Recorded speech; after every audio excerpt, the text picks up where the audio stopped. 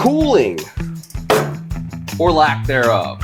Probably the most common fault on classic hot rods and muscle cars is overheating. But what is, in my opinion, the biggest culprit doesn't get talked about that much. So let's talk about it. What's up, everybody? I'm Jeremy. Welcome back to Catfish Motorsports.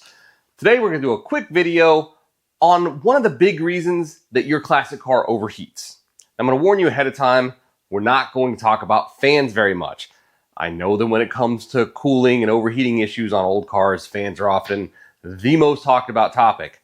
I have two other videos, one about modding a mechanical fan and one about installing a PWM Electric Fan in my Firebird back there, that I'll put links in the description. You can watch those. We'll go into a lot more detail in those about fans, which you should choose, etc.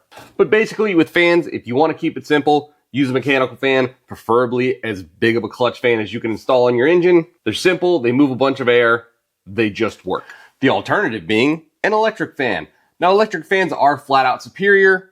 There's no argument, they just are. A well-engineered electric fan setup is going to outperform a mechanical setup, largely because it's not relying on engine RPM. Properly engineered being the key point there. Chances are if you're buying one off the shelf, it's not going to be engineered to your vehicle. That doesn't mean that you can't make the setup work yourself. It just means there's a lot more things that can go wrong compared to the mechanical setup. Sorry, Jeremy, if this is a cooling video and we're not talking about fans, what are we talking about?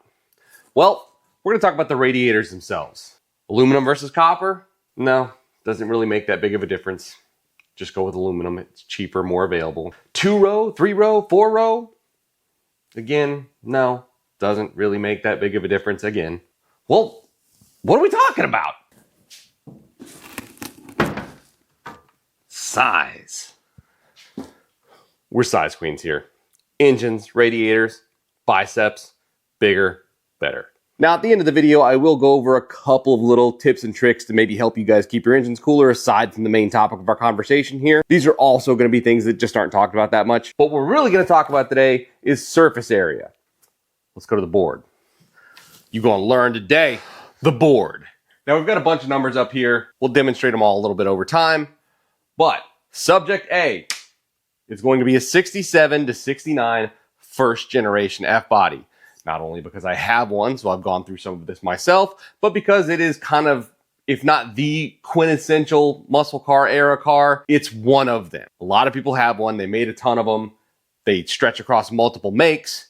And as we'll kind of see when we get down here, another super common muscle car, pony car, whichever one you want to call it, is almost identical. So what we're going to be talking about here today is the effect of frontal surface area. That is the square inch measurement of the core of your radiator. And you'll see a lot of stuff about 2-row, 3-row, 4-row. You also hear 2-core, 3-core. What they really mean is row. If we look down in the tube of my Firebird over there, that's a cold case radiator. It is a large 2-row radiator. It means it has two 1 1/8 rows that run all the way down the core of the radiator. Similarly, if you were looking at a different radiator with a 3-core, I think the Safari there has a 3-core radiator, it's going to be 3 smaller rows. Now, those can be misleading because you would often think 3 is better or 4 is better. But if you do the math, if you have 3 5/8 rows, that is not going to be as much surface area as 2 full 1 inch or 1 1/8 inch rows. So that can be a little bit misleading. Don't go by, 3 is better than 2. And it's almost really against what we're talking about here today anyway, because while you can make the radiator thicker and increase its cooling capacity, it is significantly less than increasing the frontal surface area of the radiator. Let's dig in. So subject A is not only a first generation F-body, but this is the big block version. So if you had a Camaro with a big block, or if you had any Firebird with the exception of maybe a Tempest, this is the radiator you would get. You would get the big block radiator. It is 16.85 inches tall by 23 inches wide for a total surface area of 387.5 inches squared. Now, if you've looked at the other numbers on the board, even without knowing what they are, you'll probably note that is one of the smaller numbers on the board. And this tracks because I see a ton of people on my Pontiac board and Facebook groups and stuff that really struggle to keep their Firebirds cool. I've gone through those same struggles myself. I've owned a lot of classic cars. I've never had as much trouble or spent as much money keeping a car cool with both mechanical and electric fans than I have with that one. I do finally have it sorted out now. But the point that we're going to be making here is some vehicles, especially the further you get back in the 60s, just really put you behind the 8-ball. To pretty quickly demonstrate that, let's look at the second subject here. Our next contestant is also an F-body. This is 70 to 81 Firebird. It is 18.4 inches by 27.5 for a total of 506 inches squared. That's a 30.5% leap.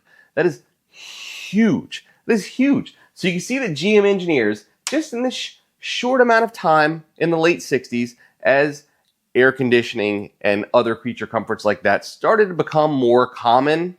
And also, you got to think too, we're still in kind of the post-Eisenhower interstate age, where more people are moving to Southern California and Phoenix and things like that. And GM's engineers were probably seeing more complaints about their cars overheating in these warmer climates. So when we jumped from first generation to second generation, we started to realize that, hey, frontal surface area is where it's at to keep these cars cooler. Make the square inch size of the radiator core bigger.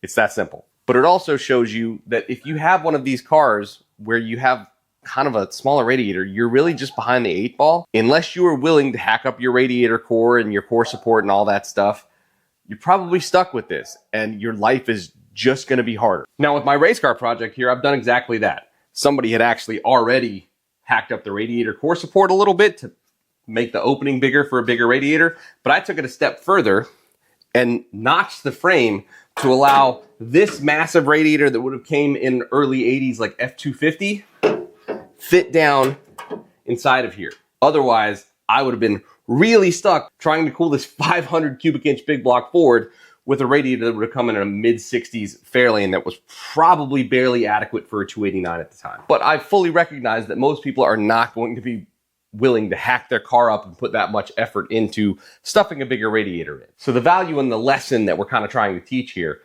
is just in knowing what your limitations are. So you know when your buddy with a second gen Firebird is telling you, hey man, mine stays real cool. I just have this radiator from Champion or whatever in there, bought it on a Black Friday sale, and my thermostat never leaves 160 degrees.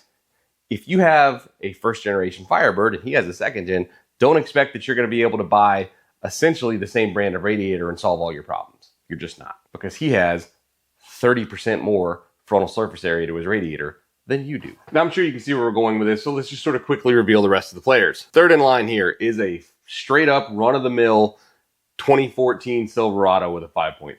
Now obviously jumping all the way to 2014, you can't get a car without AC anymore, and it's got all sort of electric doodads and people tow with them and stuff like that. We're making a big leap into the future here, and really, when is the last time you saw a car without a major mechanical fault overheating on the side of the road that was, you know, really post 1990?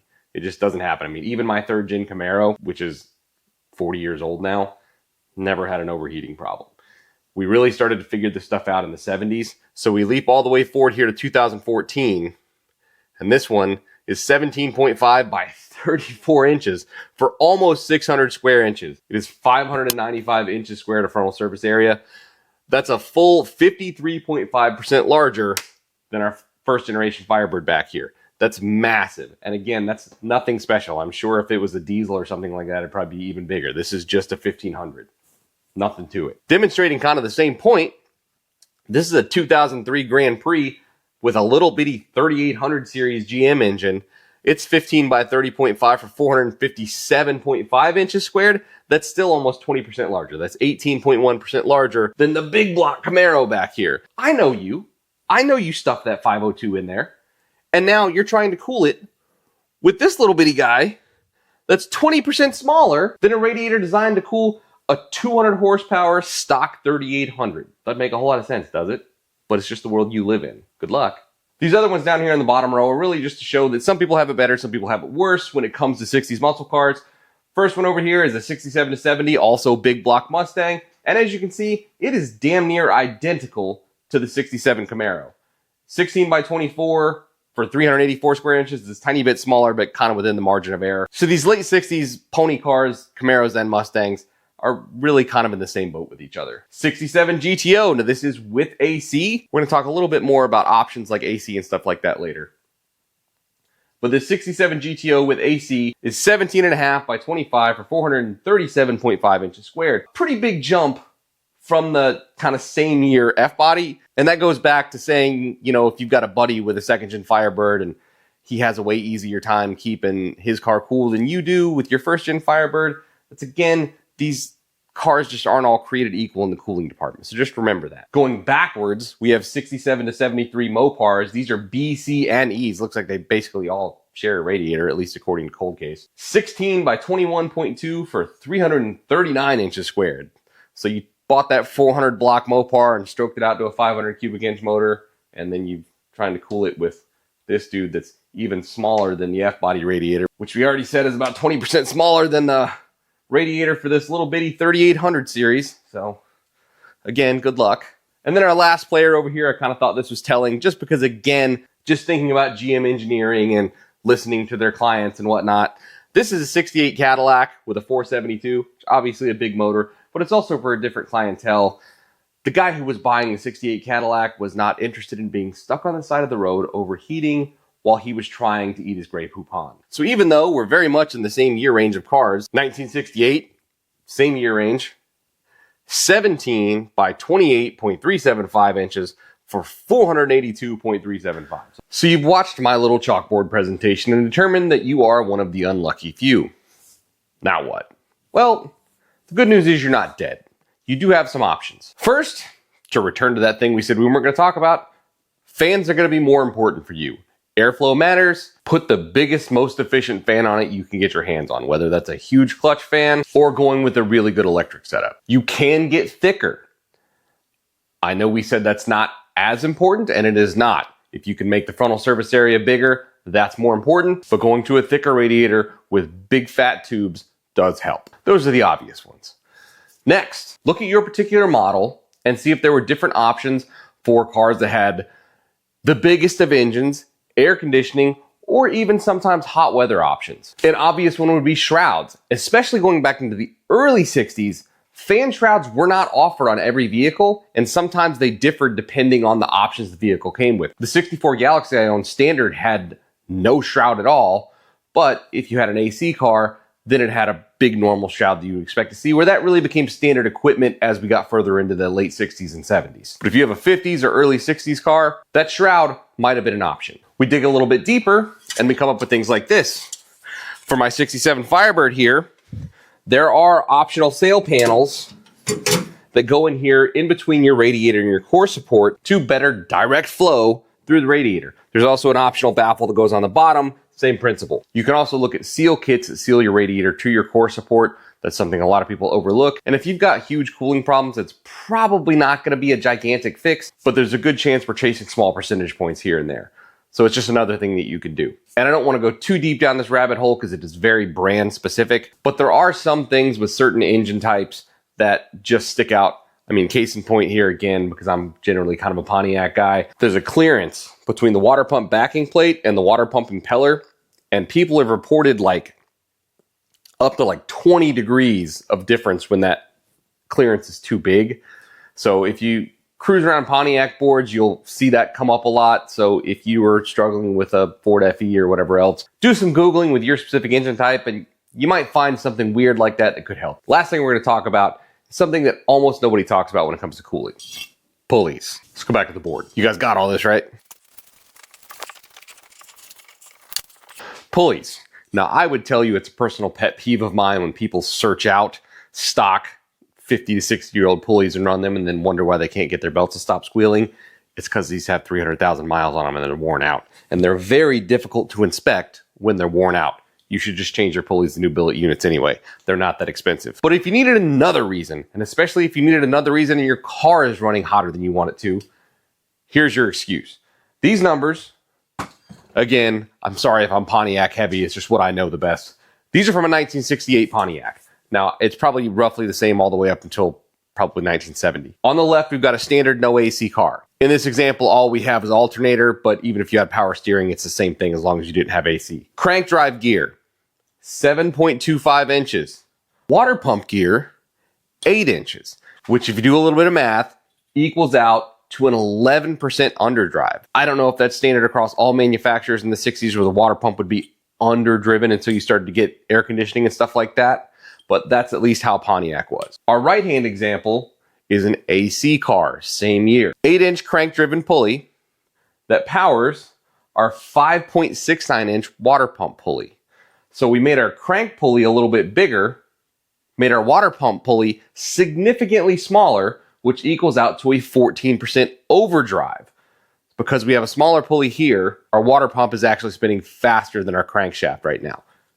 Thus the overdrive. Overall, because you have to factor in the 0 here, we go from 11 under to 14 over. That's a 25% difference. That's a huge jump. Now, I do want to address too, there's kind of an old wives' tale out there that says that you want to hold up your coolant in the radiator.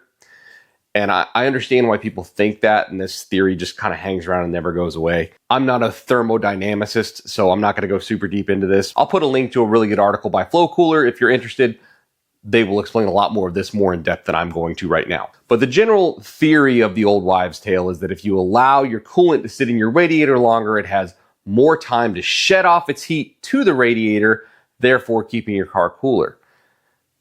The hole in that theory is that if your coolant is in the radiator for longer, it is also in your engine for longer, which your engine is the source of the heat, and that's worse. And as you can see, we knew that even in 1968, because when we needed to make the car run cooler, we increased the water pump speed, which is going to increase your coolant flow through your entire system once your thermostat opens. So you don't have to believe me now. We've known about this for 50 plus years. And of course, that's just scratching the surface. There's lots more things you can try. Stewart makes an inline booster pump that you just put in one of your radiator hoses that I would really like to try at one point, but it's not cheap. It's like $350, $400. That said, if you've tried absolutely everything else, hey, maybe $400 isn't that big of a deal to keep your car cool. That's going to do it for this one. Please like and subscribe. And while maybe I didn't fix all of your issues here, at least hopefully now you know why you can't keep your car in particular cool. It might not be anything you've done. It might just be bad luck of the draw with the car that you've chosen. We'll see you next time.